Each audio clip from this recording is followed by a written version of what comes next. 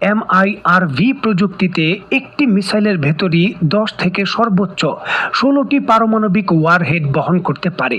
এই ওয়ারহেডগুলো বায়ুমণ্ডলে প্রবেশের পর সম্পূর্ণ আলাদা আলাদাভাবে স্বাধীন লক্ষ্যবস্তু স্থির করে শত শত কিলোমিটার দূরে আলাদা আলাদা নিখুঁতভাবে হিট করতে পারে এবং এর এক একটি ওয়ারহেডের যে পারমাণবিক বোমার সক্ষমতা সেটা হিরোশিমায় যে বোমা নিক্ষেপ করা হয়েছিল তার থেকে প্রায় 50 গুণ বেশি শক্তিশালী।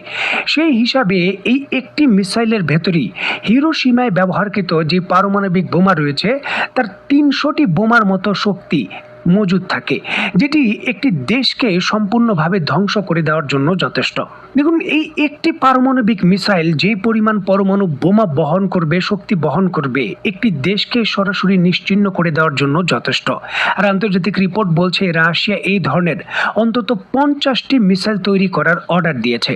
রাশিয়ার দাবি অনুসারে এই মিসাইলটির রেঞ্জ প্রায় 35,000 কিলোমিটার। প্রশ্ন হলো যে বর্তমান পৃথিবীতে যে কোনো স্থানে রাশিয়ার ভূখণ্ড থেকে টার্গেট করতে যেখানে 14 থেকে 15,000 কিলোমিটারই যথেষ্ট, বা যুক্তরাষ্ট্রের যে দূরত্ব সেটা তো আরও কাছে, 8 থেকে 10,000 হলেই যথেষ্ট, সেখানে রাশিয়া কেন এই মিসাইলটির যে রেঞ্জ রয়েছে 35,000 কিলোমিটার করলো? দেখুন, স্ক্রিনে বর্তমানে আপনারা রাশিয়া এবং যুক্তরাষ্ট্রের ম্যাপ দেখছেন। এখানে রাশিয়ার ভূখণ্ড থেকে সরাসরি যুক্তরাষ্ট্রে আইসিবিএম হামলার জন্য উত্তর মেরুকে ব্যবহার করা হয়।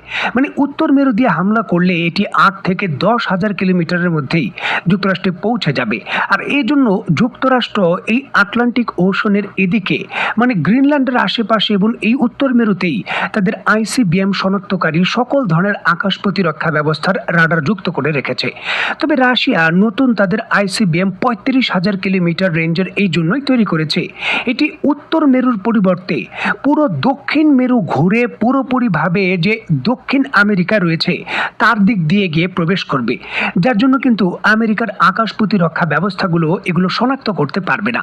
আর এই জন্যই তারা তাদের মিসাইলের রেঞ্জ 35,000 কিলোমিটার করেছে।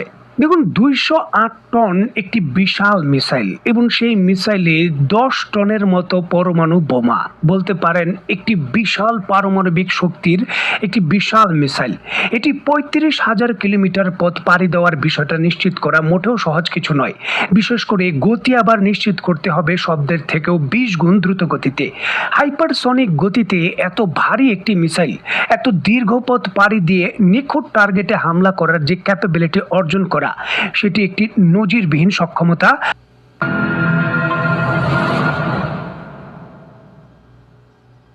দেখুন, বর্তমান ভূরাজনৈতিক প্রেক্ষাপটে রাশিয়া এবং ইরানের সামরিক সম্পর্ক